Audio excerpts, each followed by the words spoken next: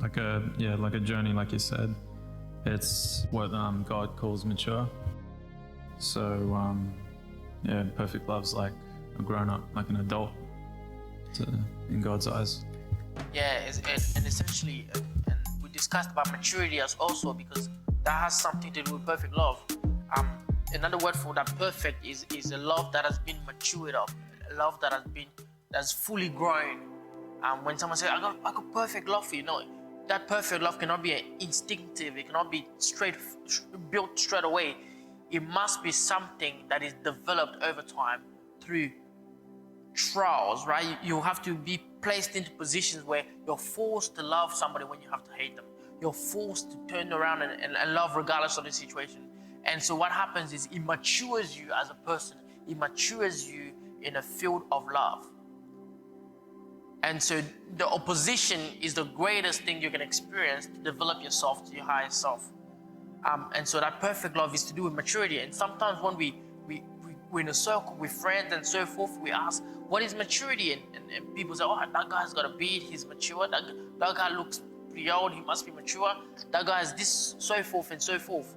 But I want to let you know that maturity really can only be determined when one is placed in the front of an opposition, in front of an obstacle. And the decision making, the process and the wisdom you apply in that various decision would tell us how much you've matured in terms of your mind, how much self-control you have, how much understanding you have, how much knowledge is packed in you. And the way we're going to know it is not by telling us what you have, but we're going to place you in the front of a situation. And then we're going to see if you really are what you say you are. And it's the same thing with that love. That love must mature. It must gain, it must pass all this test of trials and trials and trials. And that's a process, really. That's a process to get into a point of fulfilling that perfect love. I like what you said last week. You said you stay on the cross until you perfect your love, for it to be complete. Yeah. Until you learn how to walk on water and until you learn how to calm the storm. That's it. And sometimes we think that for life to be good, we have to avoid problems. But it's quite opposite. You must be willing and ready to face it. And face it with not a mentality of I'm defeated, I'm weak. It's face it as I see it as a level.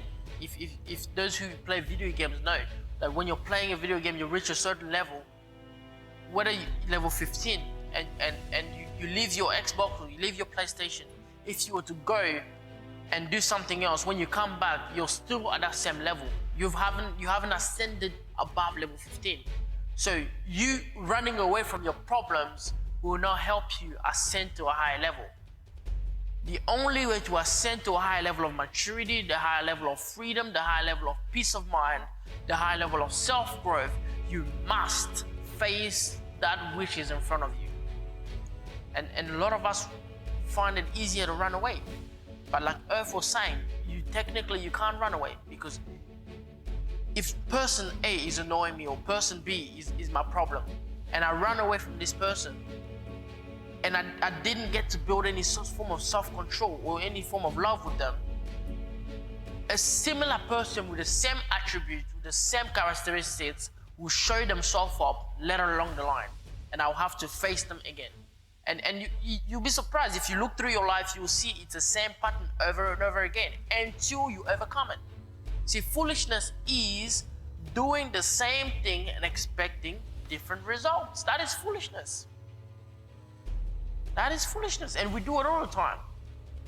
Hoping that with the same habits we have, with the same mentality we have, with the same ideas we have, in the same circles we go to, the same environment we spend our time with, we can still continue to dwell in those areas and develop new skills and develop new mentality and make money where we couldn't make money before and reach levels we couldn't reach before from the same ground. That's foolishness. And so how does this relate to fear? Because this relates to fear because that is the same process, right? Whenever you go through that process where you maintain a certain habit that's not bringing forth results in your life, you are opening door to fear. Now, because failure will be there, inconsistency will be there, and so there'll be a lack. You had an opportunity to overcome and build some self-control. You didn't. You ran away. Now there's a lack. There's a hole there. Now you will be bombarded from the last place you failed. That is always the place. The last place you fail will be the first place you'll be tested. And so now you get thoughts coming in from the external and trying to affect you and affect your mind, which is the object at rest. So thoughts coming in from the external trying to affect your mind, which is the object at rest. And so now the battle is happening within the mind. But this verse that we read before told us the secret to overcoming this battle. It says the secret to overcoming this battle is to develop perfect love. And I know that a lot of people will say, love can't be the solution. Surely I can do something to them. Surely I can do something to him or her. But I tell you that as long as you don't exercise love within your surrounding, you are just generating negative energy that will come back and haunt you. It is a law of sowing and reaping. And it happens even in your mind. Matter of fact, the heart of the man, which is the subconscious mind, is a soil in which we plant seed every day. So that perfect love is love that is not lacking. It is something that is complete. It is something that is finished. And matter of fact, Jesus himself waited. He waited until he was at the cross to say it is finished. Why? Because there was a process he had to go through to get to the end.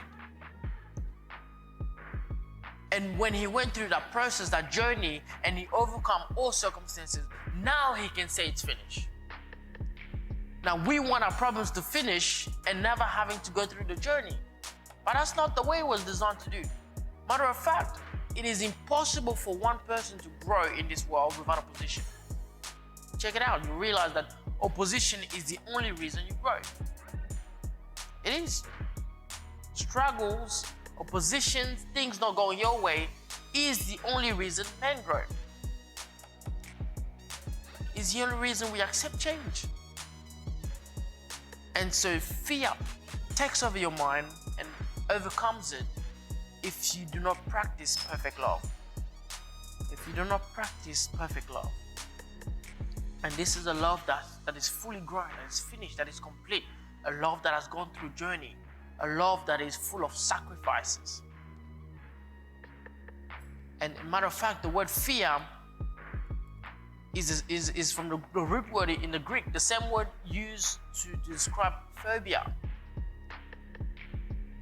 That panic, that terror that men experience. That terror is only caused by something external. Fear is not within you. Every time you feel fearful of something, check it out. It will always be connected to something external.